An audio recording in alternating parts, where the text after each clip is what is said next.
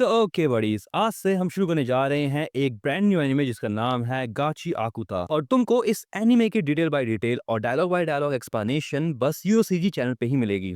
Episode 1 की starting में एक छोटी बच्चे को दिखाया जाता है जिसके हाथ में उसका स्टफ टॉय होता है और वो टॉय फट चुका होता है। उस बच्ची की मॉम उससे कहती है कि उन लोगों ने ये टॉय अभी ही हाल फिलहाल में ही खरीदा था और इस टॉय को ठीक करने का कोई फायदा भी नहीं है क्योंकि जितना इसको ठीक करते जाएंगे ये उतना ही भद्दा दिखेगा। अब उसकी मॉम उस बच्ची से कहती है कि वो इस टॉय को फेंक दे क्योंकि वो उसको एक नया खिलौना दिला देगी और वो अच्छी भी ठीक ऐसा ही करती है। अगले सीन में ये टॉय एक कचरे के बैग में होता है। इसके बाद अगले सीन में ये कचरा एक गड्ढे में फेंक दिया जाता है। अगले सीन में दिखाया जाता है कि ये जो कूड़ा है वो कहाँ जा रहा है। अगले सीन में ये वही ट्रक्स होते हैं जो कि कचरा लेकर कहीं जा रहे होते हैं। इसके बाद एक बंदे को दिखाया जाता है। फिर इसके बाद अगले सीन में एक वर्कर को दिखाया जाता है जो कि पहरेदारी करता है और वो तभी एक रूम की तरफ देखता है। अब वो उस रूम की तरफ जाके देखने लगता है कि वहां पर आखिर है क्या। अब जैसे ही वो वहां पर जाता है वो देखता है कि अंदर एक बंदा होता है। अब जैसे ही वो अंदर जाता है वो अपनी गन निकाल के कहता है हिलना मत। इसके बाद ये वर्कर उससे पूछता है तुम आखिर हो कौन, क्योंकि यहाँ पर आना सख्त मना है, बस यहाँ पर ऑफिसर्स ही आ सकते हैं। क्या तुम एक ट्रैश रीडर हो? तुम लोग बस हमारे शहर को गंदा करने में लगे रहते हो। अब यहाँ पर जो ये हुडी वाला बंदा होता है ये खड़ा हो जाता है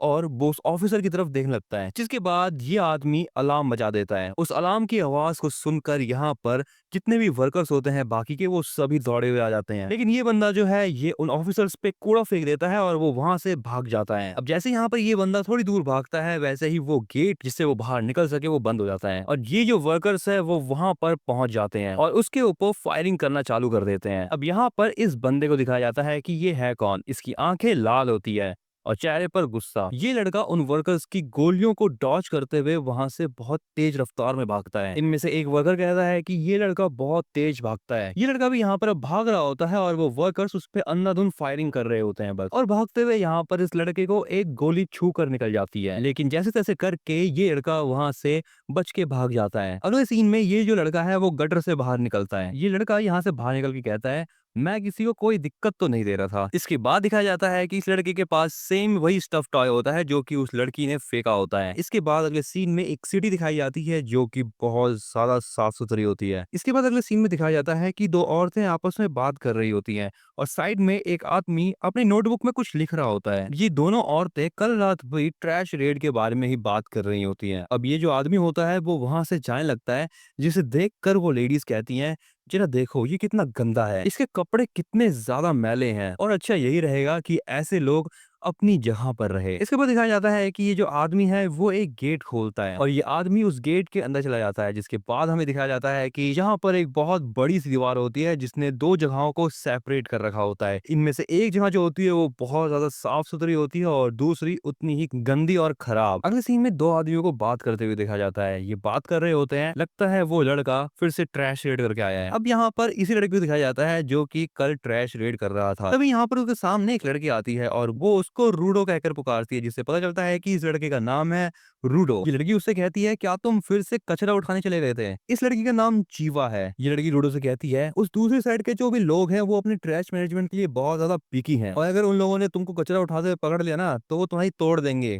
क्या तुम भी जानते हो? और ये सब जानने के बाद भी तुम कचरा चोरी करने क्यों चले जाते हो? इस पर रूडो कहता है ये जितने भी पैसे वाले लोग हैं ये उन चीजों को भी फेंक देते हैं जिनको यूज किया जा सकता है। अब हमें यहाँ पर पता चलता है कि रूडो इन चीजों को फिक्स करके बेच कर थोड़े बहुत पैसे कमाता है। शिवा रूडो से कहती है तो तुम्हें कचरा बहुत पसंद है क्या? रूडो कहता है ऐसी कोई भी बात नहीं है। ये दोनों आपस में बात कर रहे होते हैं तभी यहाँ पर तीन लड़के आते हैं। यहाँ पर ये लड़का चीवा के पास आता है और उससे कहता है अगर तुम इसके साथ घूमोगी ना तो तुम में से भी बदबू आने लग जाएगी और जरा देखो इसको, ये इन ग्लव्स को हमेशा पहने हुए रखता है। अब यहाँ पर ये जो दूसरा लड़का होता है वो रूडो की चीजों को लात मार के फेंक देता है। ये लड़का रूडो से कहता है जो कुछ भी तुमने फिक्स करा है ना उसे कोई भी नहीं खरीदने वाला। ये सारी बातें सुनने के बाद चीवा कहती है क्या हो गया फिर, हम कौन सा इससे अलग है? अब ये लड़का बताता है कि ये जो पूरा एरिया है वो क्रिमिनल्स को अलग करने के लिए बनाया गया था और अभी यहाँ पर जितने भी लोग रह रहे हैं वो कहीं ना कहीं उन्हीं क्रिमिनल्स के फैमिली का ही एक हिस्सा है। इसके बाद ये लड़का कहता है कि यहाँ पर जितने भी लोग हैं वो मेहनत कर रहे हैं अपनी इमेज को सुधारने के लिए ताकि वो फ्यूचर में एक अच्छी लाइफ जी सके। अब यहाँ पर इसके बाद ये लड़का बताता है कि रूडो के डैड ने बहुत सारे लोगों को ऐसे ही खत्म कर दिया था। अब यहाँ पर रूडो को दिखाया जाता है जिसको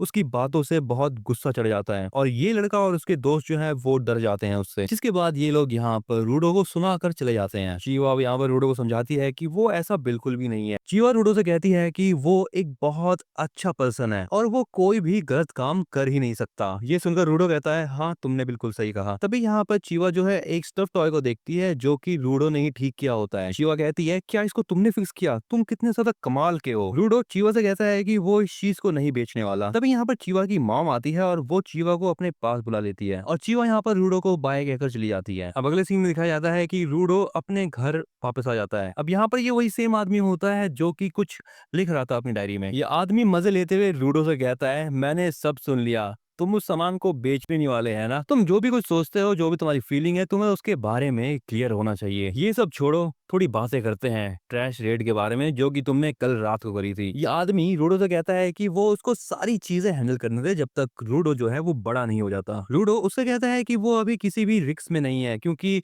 वो रेड करते हुए अभी तक पकड़ा नहीं गया। लेकिन ये आदमी रूडो से कहता है, उन लोगों ने कल रात तुम्हें देख लिया था। ये आदमी कहता है कि वो और रूडो ब्लड रिलेटेड नहीं है लेकिन तब भी वो एक फैमिली है। इस आदमी का नाम है रेक्टो। रूडो बताता है कि जब वो बच्चा था तब वो रेक्टो को मिला और रेक्टो ने ही उसको बचपन से पाला है एंड एज अ फैमिली ही रूडो जो है वो रेक्टो को रिस्पेक्ट शो करता है। रेक्टो यहाँ पर अब रूडो को देखता है और वो रूडो से कहता है, तुम्हें चीवा के साथ भी इतना ही ऑनेस्ट होना चाहिए। लेकिन रूडो कहता है कि हम अभी चीवा के बारे में बात नहीं कर रहे थे।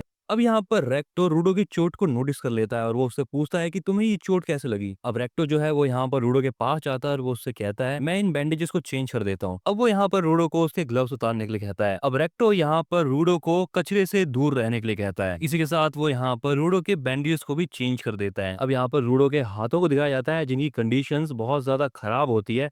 रूडो बताता है कि उसके डैड की वजह से उसके हाथ ऐसे हैं। रेक्टो यहाँ पर बताता है कि जो भी बड़े गुनाह करता है उसको सजा देने के लिए पिट में फेंक दिया जाता है और इस सिटी में ऐसा ही होता है एंशिएंट टाइम से। रेक्टो रूडो को कहता है कि उसके फादर को पिट में फेंक दिया गया था, इसलिए रूडो को अपना ध्यान रखना चाहिए और जिनके बारे में वो केयर करता है उनके बारे में भी। रूडो कहता है कि जहां तक उसको याद है उसने बचपन से ही अपने हाथों को ऐसा ही काला देखा है और कभी कभी इनमें बहुत ज्यादा दर्द भी होता है और उसको लोग अजीब तरीके से देखते भी हैं क्योंकि उसके हाथ ऐसे हैं और ये चीज देखकर उसको बहुत ज्यादा बुरा लगता है। और तभी रेक्टो ने उसको ये ग्लव्स दिए थे। रूडो बताता है कि इन ग्लव्स को पहनने के बाद उसका जो दर्द है वो कम हो गया है और यही रीजन है कि रूडो रेक्टो की इतनी ज्यादा रिस्पेक्ट करता है। अब यहाँ पर रेक्टो रूडो को एक सलाह देते हुए कहता है, तुम चीवा के बारे में जो कुछ भी फील करते हो ना जल्दी से जाके उसको बता दो, नहीं तो कोई और बाजी मार ले जाएगा। रूडो कहता है कि वो ऐसा कुछ भी नहीं करने वाला, तो ज्यादा रेक्टो फालतू की बातें ना करे। ये दोनों आपस में बहस करने लगते हैं लेकिन तभी दिखाया जाता है कि इनके घर के बाहर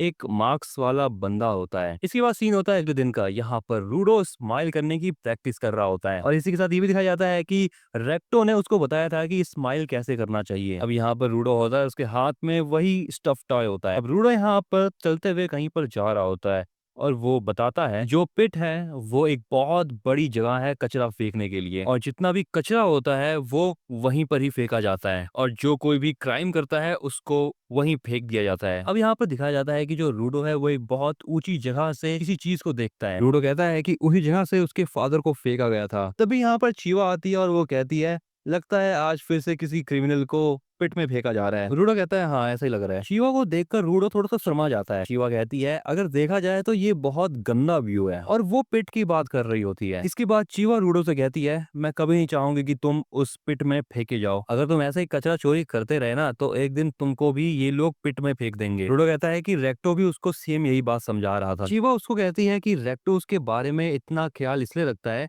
क्योंकि वो भी उसको प्यार करता है। अब रूडो उसे कहता है, वो भी से तुम्हारा क्या मतलब है? शिवा भी यहाँ पर ब्रश करती है और कहती है कि उसका ये मतलब बिल्कुल भी नहीं था। अब रूडो यहाँ पर बहुत ज्यादा शर्मा जाता है और वो शर्माते हुए यहाँ पर ये स्टफ टॉय जो है वो चीवा को देता है। चीवा कहती है कि उसको ये बहुत ज्यादा पसंद आया और वो इसको हमेशा रखेगी। रूडो ये सुनकर बहुत ज्यादा शर्मा जाता है और वो वहां से भाग जाता है। रूडो यही सोच रहा होता है कि उसको रेक्टो को ये बात जाके जल्द से जल्द बतानी है। वो भाग ही रहा होता है लेकिन तभी वो भागते भागते एक ऑफिसर से टकरा जाता है। वो ऑफिसर उसको देखता है लेकिन उसे कुछ करता नहीं है। जैसे ही रूडो घर पहुंचता है और गेट को खोलता है वो देखता है कि उसके सामने एक आदमी होता है जो कि रेक्टो के ऊपर बैठा होता है और इस आदमी ने रेक्टो के ऊपर अटैक कर दिया होता है। रूडो उसकी तरफ भागता है लेकिन वो आदमी रूडो को बेहोश कर देता है। कुछ देर बाद जब रूडो को होश आता है तो वो देखता है कि वो आदमी उसी के सामने होता है। उसके हाथ में रेक्टो की डायरी होती है। वो आदमी रूडो को कुछ भी नहीं करता और वो वहां से चला जाता है। रेक्टो अब यहाँ पर रूडो को भागने के लिए कह रहा होता है। तभी यहाँ पर कुछ ऑफिसर्स आते हैं और वो रूडो को पकड़ लेते हैं एंड इसी के साथ यहाँ पर रूडो को अरेस्ट कर लिया जाता है रेक्टो को खत्म करने के लिए। रूडो कहता है कि उसने कुछ भी नहीं करा। रूडो उन लोगों से कहता है कि उसने रेक्टो के साथ कुछ भी नहीं करा, लेकिन ये लोग उसकी एक बात भी सुनने को तैयार नहीं होते। लेकिन तभी यहाँ पर एक ऑफिसर उसके मुंह पर पंच कर देता है। अगले सीन में दिखाया जाता है कि रूडो के घर के बाहर भीड़ जमा हो जाती है और ये अफवाह यहाँ पर फैलती है कि रूडो ने अपने अडॉप्टिव फादर को खत्म कर दिया, जहाँ पर चीवा भी होती है और वो ये सोच रही होती है कि क्या रूडो ने सच में ये करा है। अगले सीन में रूडो को यहाँ पर सजा मिल रखी होती है पिट में फेंके जाने की। रूडो बस यहाँ पर ये सोच रहा होता है कि उसने कुछ करा भी नहीं, लेकिन तब भी उसके साथ ये सब कुछ क्यों हो रहा है। तभी वो भीड़ में चीवा को भी देखता है और वो कहता है कि रेक्टो को किसी और ने खत्म किया है, मैंने नहीं। चीवा कहती है कि उसने रूडो के ऊपर भरोसा किया, लेकिन एट लास्ट वो एक क्रिमिनल का ही बेटा है एंड वो यहाँ पर रूडो के दिए हुए सॉफ्ट टॉय को फेंक देती है। नीचे फेंके जाने से पहले अब यहाँ पर रूडो उसी मार्क्स वाले आदमी को देखता है जिसने रेक्टो को खत्म किया होता है एंड अब यहाँ पर रूडो को फेंक दिया जाता है और रूडो नीचे गिरते हुए कहता है कि मैं तुम सभी लोगों को नर्क में भेजूंगा। अब कुछ देर बाद अगले सीन में यहाँ पर रूडो की आंखें खुलती है और वो जिंदा होता है। रूडो अपने आसपास देखता है और सोचता है कि आखिर वो किस जगह पर पहुंच गया है। अब यहाँ पर रूडो अपने सामने एक बीस्ट को देखता है और इसी के साथ बडीज यहाँ पर ये एपिसोड होता है कंप्लीट। तुम्हें ये एनिमे कैसा लगा इसके बारे में तुम मुझे कमेंट में जरूर बताना। इस वीडियो को लाइक कर दो अगर तुम्हें मेरी एक्सप्लेनेशन पसंद आई है तो, और अगर तुम चैनल पर नए हो तो चैनल को सब्सक्राइब कर लेना आगे आने वाले एपिसोड्स को देखने के लिए।